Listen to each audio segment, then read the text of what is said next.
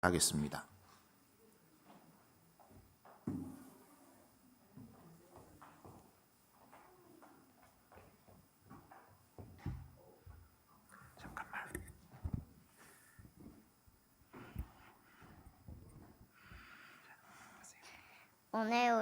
오늘 하나님께서 우리에게 주시는 말씀은 데살로니가 전서 1장 2절에서 7절의 말씀입니다. 데살로니가 전서 1장 2절에서 7절입니다. 제가 봉독하겠습니다. 우리 주님의 말씀입니다. 경청하십시오. 우리가 너희 모두로 말미암아 항상 하나님께 감사하며 기도할 때에 너희를 기억함은 너희의 믿음의 역사와 사랑의 수고와 우리 주 예수 그리스도에 대한 소망의 인내를 우리 하나님 아버지 앞에서 끊임없이 기억함이니 하나님의 사랑하심을 받은 형제들아 너희를 택하심을 아노라. 이는 우리 복음이 너희에게 말로만 이른 것이 아니라 또한 능력과 성령과 큰 확신으로 된 것임이라. 우리가 너희 가운데서 너희를 위하여 어떤 사람이 된 것은 너희가 아는 바와 같으니라. 또 너희는 많은 환난 가운데서 성령의 기쁨으로 말씀을 받아 우리와 주를 본받은 자가 되었으니 그러므로 너희가 마게도냐와 아가야에 있는 모든 믿는 자의 본이 되었느니라. 아멘.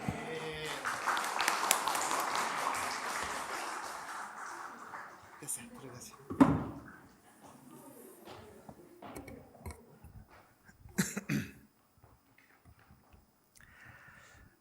아이고, 얼마나 이 자리 많이 떨리는 자리인데, 그죠? 떨리는 자리인데 얼마나 잘 읽어줬는지 너무 감사드립니다.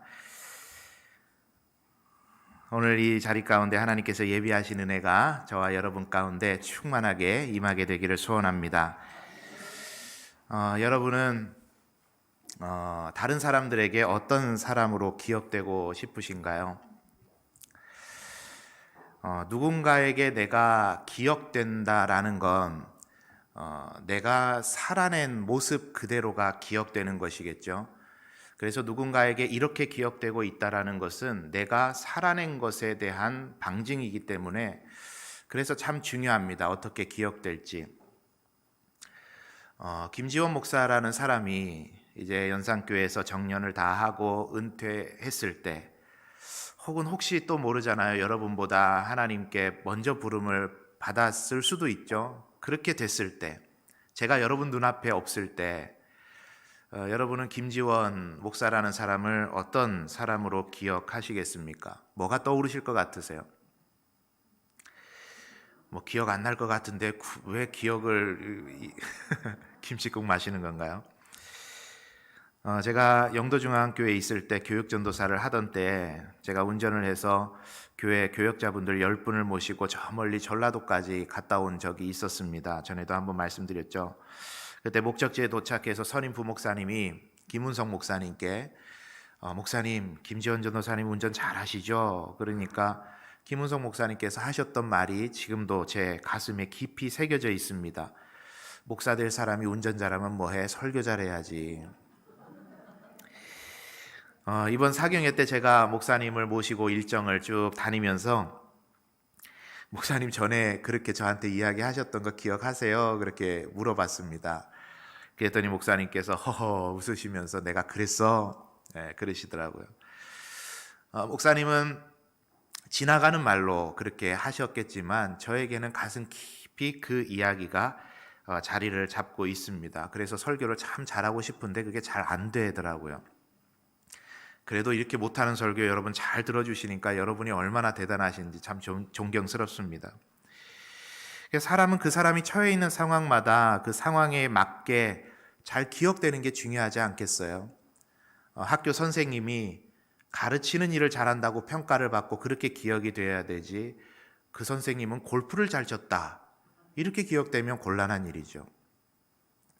의사 선생님이 그 선생님에게만 가면은 병이 났더라, 참 치료를 잘해 주시더라 그렇게 기억이 되어야 되지, 수학을 잘 가르치시더라 이렇게 기억되는 건 곤란한 거죠. 물론 목사가 컴퓨터도 잘 다루고 운전도 잘 하고 뭐 운동도 잘 하고 나쁠 거야 없겠죠. 그러나 목사의 본업은 뭐죠? 본질적인 사명은 뭡니까? 하늘의 말을 인간의 말로 전해서 여러분과 함께 하나님의 말씀을 나누는 게 제 주된 임무죠. 그래서 제가 여러분의 눈앞에서 없을 때, 여러분이 저를 기억할 때 참 사랑이 많았던 목사님, 참 말씀을 열정을 다해 전했던 목사님, 복음에 대한 열정이 탁월했던 목사님, 이렇게 기억되면 좋을 텐데, 운전 잘했던 목사님, 컴퓨터를 잘했던 목사님, 잡기에 능했던 목사님, 이렇게 기억되면 참 어색한 일일 테고 얼마나 불행한 일이겠습니까? 그래서 항상 저는 그것을 생각하면서 나는 어떤 사람으로 기억될 것인가를 생각하면서 오늘 내가 선택하고 오늘 내가 해야 될 일에 대해서 다시 한번 생각을 해보는 겁니다. 그러면 본질적인 것들이 선명하게 드러나게 되거든요. 함께 보신 이 데살로니가 전서는 데살로니가 지역에 있는 교회에 바울이 쓴 서신입니다. 편지이죠. 바울이 1절에서 했던 표현을 빌려서 한번 다시 이야기를 해보자면, 하나님 아버지와 주 예수 그리스도 안에 있는 연산교회 교인들에게 편지하노니, 이렇게 하면서 이 데살로니가 전서를 시작을 합니다. 그리고 쭉 이야기를 하던 중에 그 내용을 보니까 당신들에 대해서 내가 이렇게 기억하고 있습니다, 그런 이야기를 쭉 풀어내고 있어요. 그 내용이 3절에 나오는데 우리 한번 본문에 있는 3절의 말씀을 함께 보도록 하겠습니다. 3절을 한번 같이 읽어봅니다. 시작.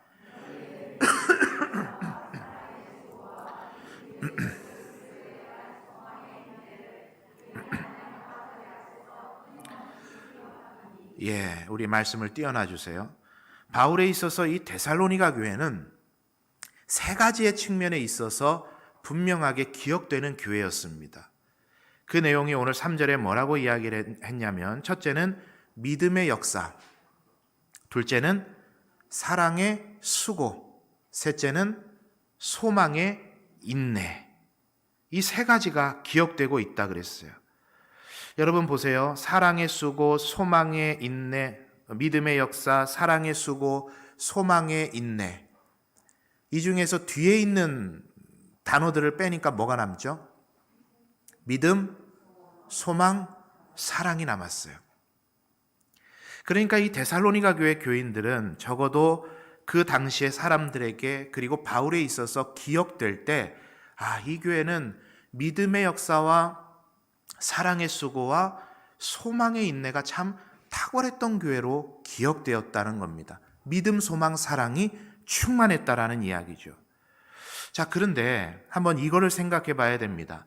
데살로니가 교회가, 그리고 그 교회가 있었던 그 시대가 이 믿음과 소망과 사랑을 나타내며 살아갈 만한 그런 세상이었나?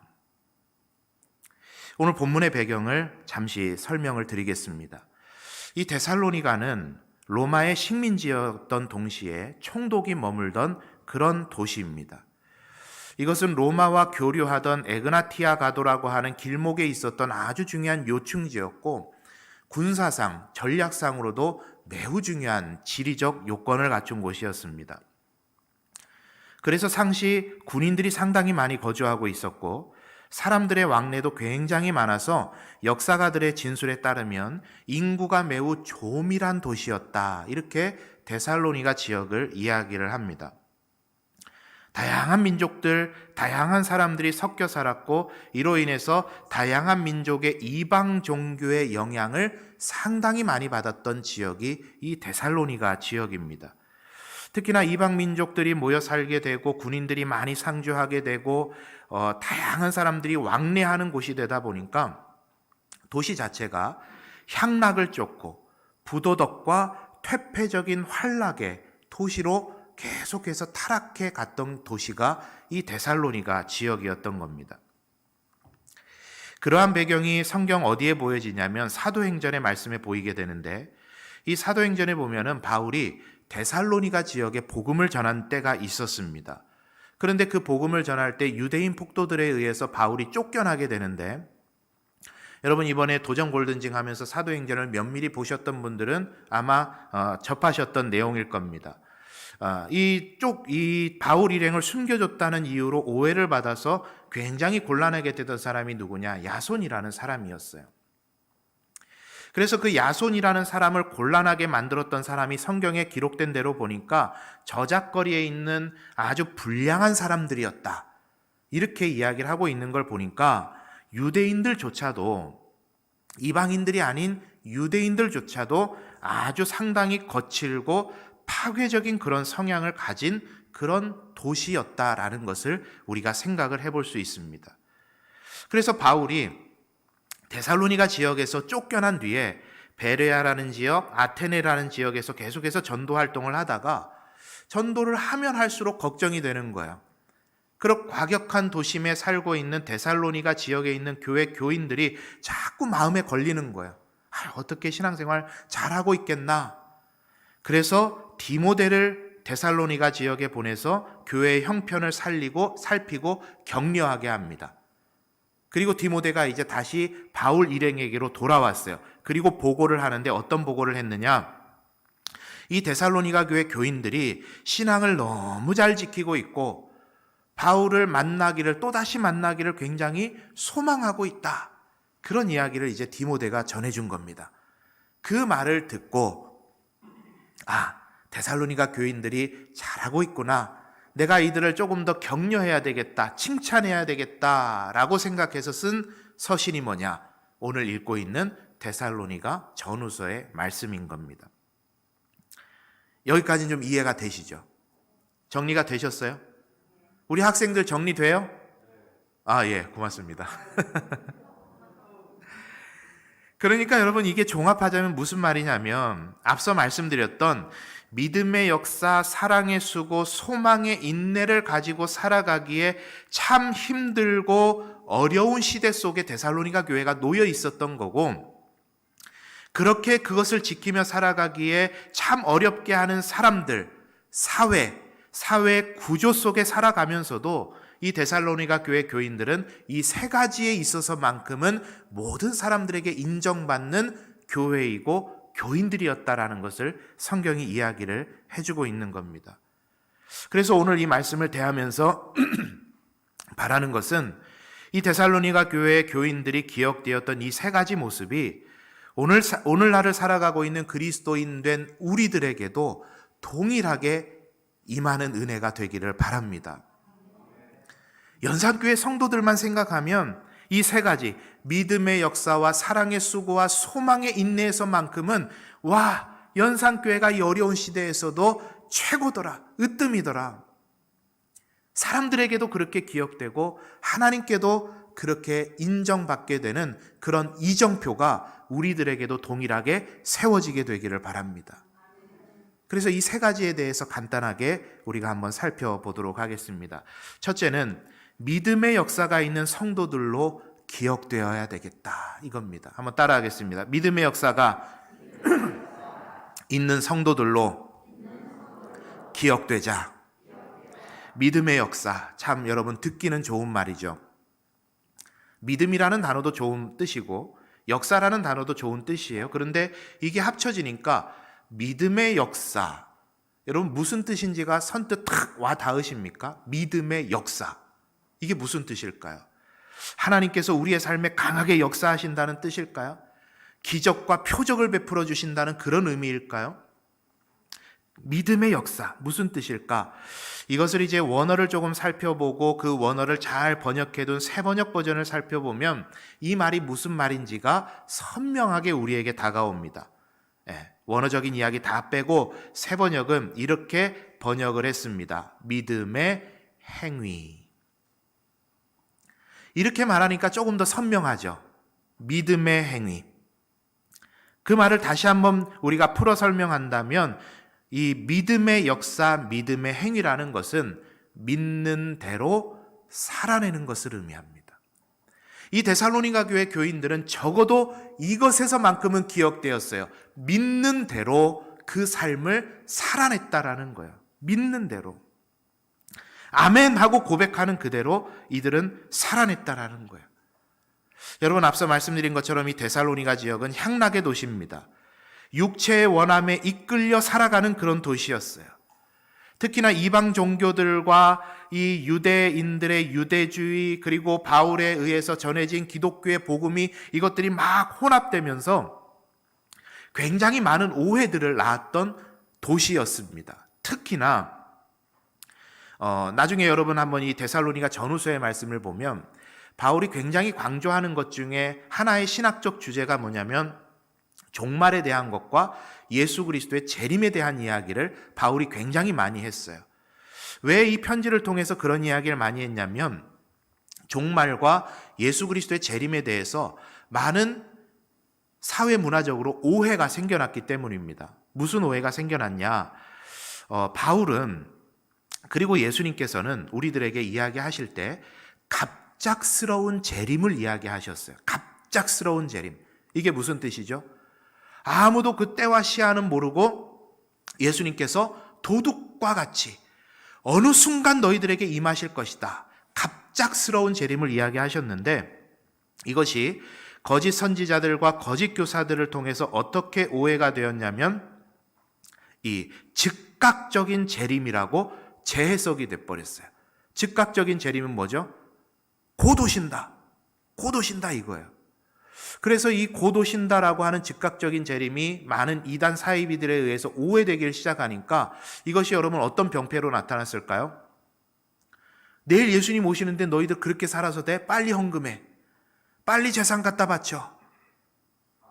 그리고 많은 성도들이 그것을 오해하기를 시작하면서 직장과 가정을 내팽개치고 게으름을 피우면서 무의도식하면서 여러 가지 병폐들이 나타나는 거예요. 예수님 곧 오실 건데 뭐 열심히 살아서 뭐해? 그냥 대충 살다가 가면 되지. 그런 병폐들이 자꾸 나타나게 되니까 이 데살로니가 전후서를 통해서 바울이 그 당시에 종말과 재림 사상에 대해서 다시 한번 주의를 환기시키면서 그것을 정리해 주게 되는데, 이것을 다 종합해서 한마디로 표현하면 많은 사람들의 삶이 엉망진창이 되었다는 이야기예요. 믿는 대로 살아내야 되는데 그 믿음이 오해되어서 삶을 아주 혼란스럽게 잘 살아내지를 못했다는 겁니다. 엉망이 되었다라는 거예요.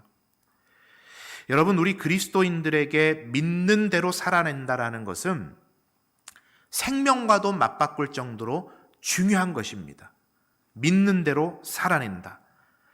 백날 첫날 우리가 예수 믿으세요, 예수 믿고 구원받으세요, 피켓을 들고 전도지들 들고 먹을 것을 싸들고 거리를 돌아다니면서 옆집에 아무리 우리가 전해도 내 삶이 그 믿는 대로의 삶이 되지 못하면 사람들은 우리들에게 뭐라고 할까요? 웃기고 있네. 너나 잘해라. 그것밖에 안 되는 거예요. 우리 이 자리에 많이 앉아있는 교회 학교 자녀들도 마찬가지 아니에요? 우리가 교회에서는 하나님의 말씀을 통해서 서로 사랑해라, 도와라, 배려해라, 예수 그리스도의 마음을 가지고 그들을 사랑하고 보듬어라 계속해서 이야기하고 있지만 우리가 살아가는 삶의 현장에서, 학교에서, 학급에서 친구들을 대하면서 그 아멘했던 말씀대로 우리가 살아내지 못하고 있다고 한다면 친구들은 우리를 보고 뭘 생각할까요? 뭐 예수 믿으나 안 믿으나, 교회 다니나 안 다니나, 집사 아들이나 나나, 목사 아들이나 나나 다 똑같네. 그것밖에 안 되지 않겠습니까? 한 집사님이 교회를 한동안 안 나오시는 거예요. 전화를 했죠. 동서 때문에 시험에 들었답니다. 누구지? 우리 교회 이야기 아닙니다. 이 동서도 다른 교회에서 참 일을 많이 하는 집사님이시라 그래요. 교회에서 헌신 많이 하고 봉사 많이 하고 많은 일들을 하신대요. 이 동서가 이 집사님에게 돈을 빌려갔대요. 이 집사님이 좀 형편이 어려워져서 그 돈을 좀 갚아달라 이야기하는데 돈이 없다면서 계속 안 갚는답니다. 돈이 없으면 뭐 못 갚을 수도 있죠. 그런데 주기적으로 해외여행도 가고 명품백도 사 모으고, 그걸 보면서 이 집사님은 속이 뒤집어지시는 거예요. 여러분, 한쪽 말만 듣고 다 그 상황에 대해서 파악할 수는 없는 것이지만 제가 들었던 이야기들 다 지금 다 풀어내지는 못하지만 살펴보니 그 동서되시는 집사님이 행실이 굉장히 안 좋다고 동네에서도 소문이 좀 났더라고요. 그런 이야기를 하시면서 이 집사님께서 저에게 하는 말이 그겁니다. 이분도 집사님이신데, 예수 믿는 분이신데, 예수 믿는 사람이 어떻게 그럴 수 있어요? 예수 믿는 사람이. 여러분, 예수님께서 우리들에게 가르쳐 주십니다. 마태복음 5장 16절의 말씀을 우리가 한번 같이 보도록 하겠습니다. 같이 한번 읽어봅니다. 시작. 이같이 너희 빛이 사람 앞에 비치게 하여 그들로 너희 착한 행실을 보고 하늘에 계신 너희 아버지께 영광을 돌리게 하라. 자, 이같이 너희 빛이 사람 앞에 비치게 하여서 그들로 너희 착한 행실을 보고 하늘에 계신 아버지께 영광을 돌리게 해라. 복음이 증거되는 데는 신학적인 견고함도 아니요, 성경에 대한 해박함도 아니고, 교리에 대한 탁월성도 아니고, 그런 것 때문에 복음이 증거되는 게 아니라 믿는 이들의 착한 행실, 믿는 대로 살아내는 것, 아멘한 대로 내 삶을 바꾸는 것, 그것을 통해서 하나님이 알려지고 하나님을 믿고 싶은 충동을 믿지 않는 이들에게 전해주게 된다는 것을 이야기하고 있는 것입니다. 우리 사랑하는 성도님들, 그래서 우리가 결단해야 됩니다. 믿는 대로 살아내야 되겠다. 데살로니가 교회 교인들이 그 어려운 시대를, 타락한 시대를 살아가면서도 믿는 대로 살아내서 많은 사람들에게 기억됐던 것처럼 우리 또한, 나 또한 말로만의 신앙인이 아니라 내가 믿는 그대로, 내가 아멘한 그대로 그렇게 살아내야 되겠다. 그러한 결단이 저와 여러분에게 있으시기를 바랍니다. 그래서 그러한 결단과 삶을 통해서 하나님을 기쁘시게 하고 하나님께 그런 사람이라 인정받고 세상 사람들에게 진짜 그리스도인이라 인정받으며 살아가시는 은혜가 저와 여러분의 삶 속에 이 한 주간도 있게 되기를 바랍니다. 말씀을 지켜 살아내겠다. 자, 두 번째입니다. 사랑의 수고가 있는 성도들로 그들은 기억되었습니다. 우리 또한 마찬가지죠. 사랑의 수고가 있는 성도들로 기억되어야만 합니다. 사랑의 수고를 한 단어로 간단하게 표현하면 뭐라고 표현할까요? 헌신과 희생이에요. 뭐라고요? 헌신과 희생. 교회는 이 헌신과 희생을 먹고 자랍니다. 바울은 예수 그리스도가 머리 되신 교회를 비유할 때 각 몸의 지체라 비유했어요. 그 이유가 뭡니까? 팔은 팔대로의 사명과 헌신을 다하고, 다리는 다리대로의 사명과 헌신과 희생을 다해야, 그래야 교회가 세워진다라는 원리를 이야기한 거예요. 교회는 그렇게 세워지는 겁니다. 여러분, 오늘 이 앞자리에 앉으셨는데 마더와이즈 1기 자유 1기가 수료합니다. 여기에 수료하신 분들이 이제 앞으로 스텝으로 또 마더와이즈를 섬기고 교회를 세우는 일들을 감당하시게 되겠죠. 근데 이제 우리가 1기잖아요. 처음이다 보니까 이제 이번 1기를 하면서는요, 저희 아내와 교육자들과 특히 부장이신 이영란 권사님께서 참 많은 수고를 아끼지 않으셨어요. 이것들을 위해서 모여서 몇 주간 성경 공부를 하고, 또 매주 진행하면서도 토요일마다 모여서 그 주간에 나눌 말씀을 준비하고, 소그룹 모임을 준비하고, 음식들을 준비하고, 오신 분들을 최고로 대접하고 대우하고, 많이 고생 많이 하셨어요. 이들의 수고와 헌신이 있어서 또 한 명의 일꾼이 준비되고 세워지는 거예요. 그렇죠?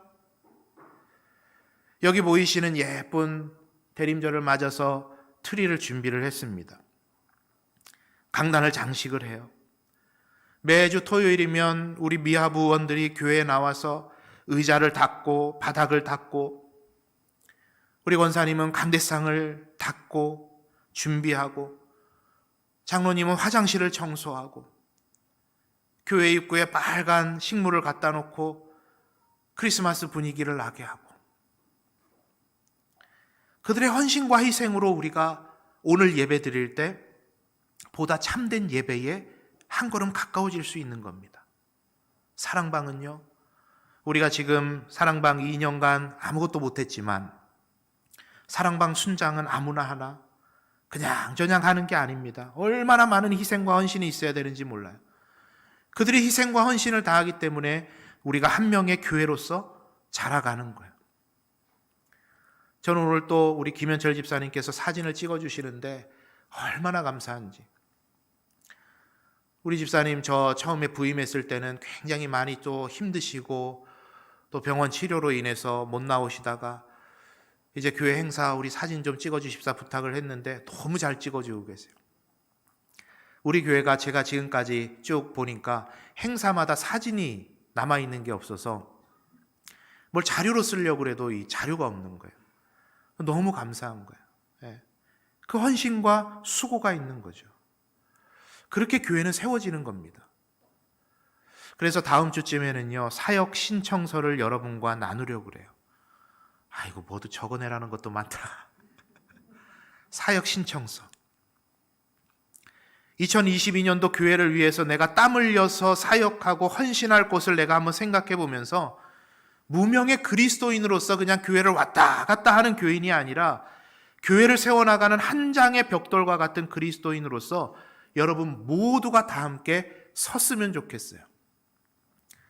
어떤 한 분이 많은 헌신을 하는 것도 참 귀하고 감사한 일이지만 작은 헌신이지만 나누어서 지는 것이 보다 교회를 건강하게 하고 아름답게 하는 것이겠죠. 이 사랑의 수고에 함께하는 여러분 되시기를 바랍니다. 아멘 하셨어요. 여러분 교회도 그렇습니다. 그런데 또 세상은 어떻습니까? 세상도 마찬가지죠. 사랑의 수고가 식어가는 때를 우리가 살고 있지 않습니까? 다른 사람이 어려움을 당해도 물에 빠진 사람 건져줬더니 뭐라고요? 보따리 내놔라 한다. 그 말이 그저 흘러내려오는 말이 아니라 지금의 사회 풍조가 돼버렸습니다. 안타까운 일이에요. 괜히 더 곤란한 일 당하기 싫으면 그냥 사회복지 시스템을 활용해라. 112에 신고하든 119에 신고하지 네가 직접 손대거나 건드리지 말아라. 그렇게 말하는 시대 풍조가 되어버렸어요.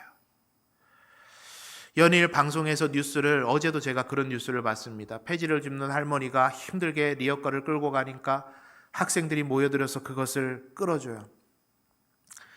도로에 커다란 쓰레기 봉다리가 2개가 이렇게 있는데 시내버스 기사가 가다가 차를 막고 세워서 그것을 다 치워요.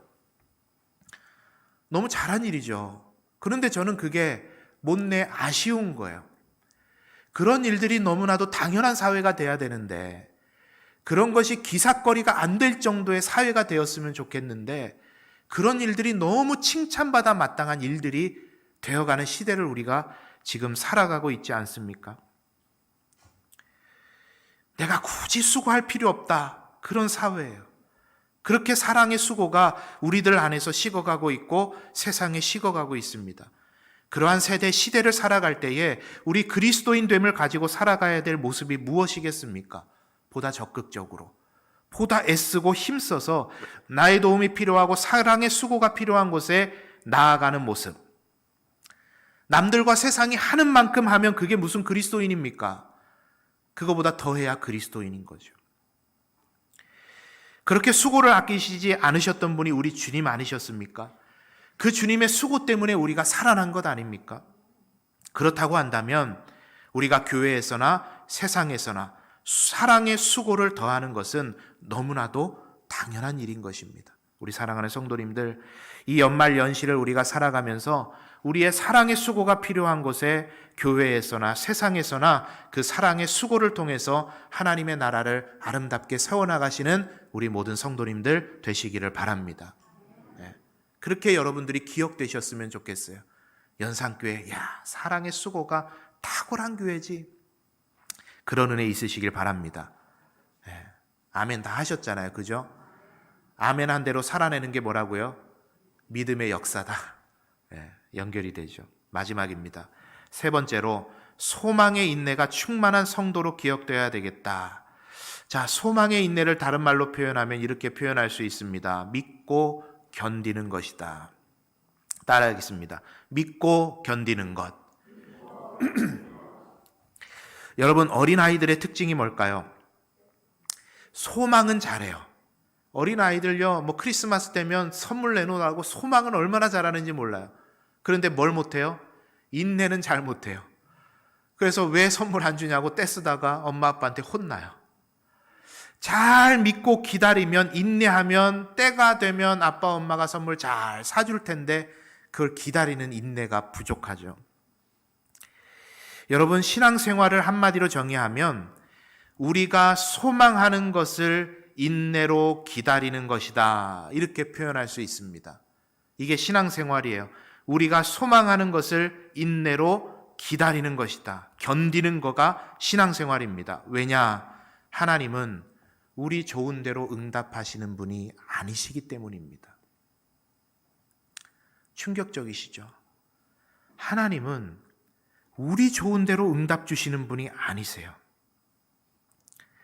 아무리 성경을 뒤져봐도요, 하나님은 우리 좋은 대로 응답 주시지 않아요. 우리가 좋으면 하나님도 좋다? 여러분, 말은 참 좋은 말인 것 같은데 결단코 틀린 말입니다. 하나님이 좋은 대로 우리도 좋아야 되는 거지, 우리가 좋으면 하나님도 좋다? 아닙니다. 하나님은 하나님 좋은 대로 우리에게 응답하시는 분이십니다. 그런데 여기에는 매우 중요한 전제 조건이 있어요. 우리는 타락한 인간이고 하나님은 완전 무결하신 하나님이세요. 우리는 피조물이고 하나님은 우리를 창조하신 창조주이십니다.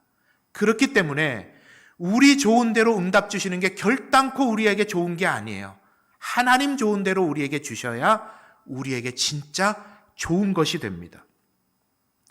선물은 그 사람이 좋은 것을 주는 게 선물이다? 사람과 사람 이야기입니다. 하나님께서는 우리 인생을, 청사진을 그분의 손 위에 딱 올려놓으시고 전체 우리 인생을 들여다보시면서 지금 이 순간에 너에게 가장 좋은 게 뭐냐? 지금 이 순간에 전체 인생을 들여다놓고 봤을 때 가장 선한 게 뭐냐? 그것을 보고 주시는 분이 하나님이십니다. 그러니 여러분, 이 말은 무슨 뜻이에요? 지금 이 순간에 나에게 좋지 않은 게 올 수도 있다라는 이야기예요. 내가 생각할 때 그게 내가 좋아하는 게 아닐 수도 있다라는 이야기입니다. 그러나 하나님께서 우리를 승리하게 하실 것을 믿으며 견디면 하나님께서 반드시 가장 좋은 길로 우리를 인도해 주실 줄 믿습니다. 여러분, 유치원생이요, 사탕을 먹고 싶은데 홍삼 먹으라고 하는 엄마의 뜻을 어떻게 헤아립니까? 그 유치원생이. 그러나 여러분, 우리 너무 잘 알지 않습니까? 그 쓰디쓴 홍삼을 먹는 거를 견디면 반드시 그 아이에게 좋은 게 되는 겁니다. 여러분, 기도가 응답이 안 되십니까? 응답이 안 된다고 불편해하지 마시고 주시겠다고 약속하신 하나님을 소망하면서 지금을 견디어내시기를 바랍니다. 여호와 로이, 목자 되시는 하나님이 가장 선한 길로 여러분을 인도하실 겁니다. 지금 그 길에 들어서지 못했다고 해서 불편해하지 마시고 실망하지 마시기를 바라요. 여호와 니시, 승리케 하시겠다고 하신 하나님이 그 약속을 소망하면서 지금을 견디어내면 가장 복된 길로 여러분을 인도해 주실 것입니다. 지금 낫지 않는다고 불편해하지 마시고 낙심하지 마시길 바라요. 여호와 라파, 치료하시는 하나님을 소망하면서 지금을 견디어내면 반드시 하나님께서는 그 아픔을 이겨내게 하시고 간증거리가 되게 하는 은혜를 주실 것입니다. 지금 우울하고 외롭다고 마음 아프다고 불편해하지 마시고 실망하지 마세요. 여호와 삼마, 여호와 삼마, 지금 우리와 함께하고 계시는 그 하나님께서 소망을 두고 견디어내면 하나님께서 다시금 일어설 힘을, 기회를 우리들에게 허락해 주실 줄 믿습니다. 그래서 이것을 히브리서 기자는요, 이렇게 말하는 겁니다. 히브리서 10장 36절의 말씀을 우리가 한번 같이 보도록 하겠습니다. 한번 같이 읽어봅니다. 시작.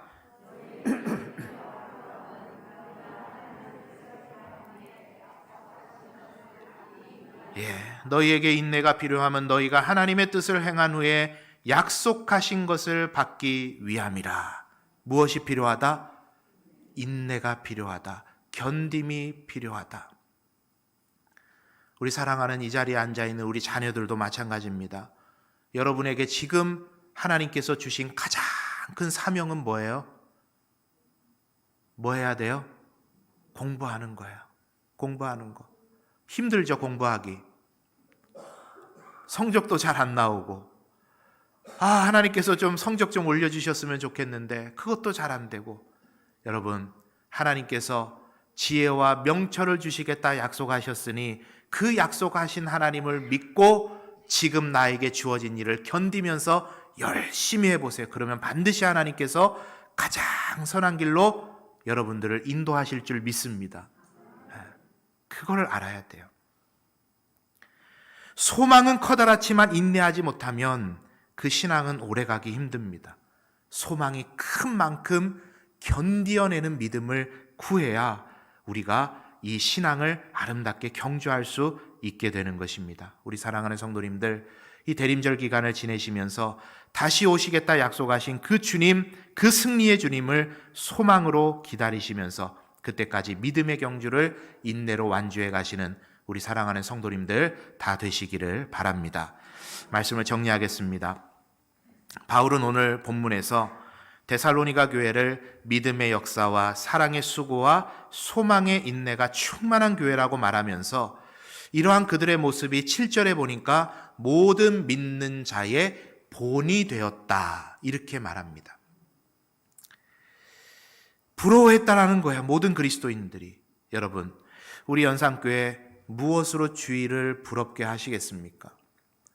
우리 연산교회는 이 지역에 세워져 있는 많은 교회들 중에서도 연산교회 하면, 연산교회 교인들 하면 무엇으로 칭찬받고 여러분 기억되시겠습니까? 믿음의 역사, 사랑의 수고, 소망의 인내.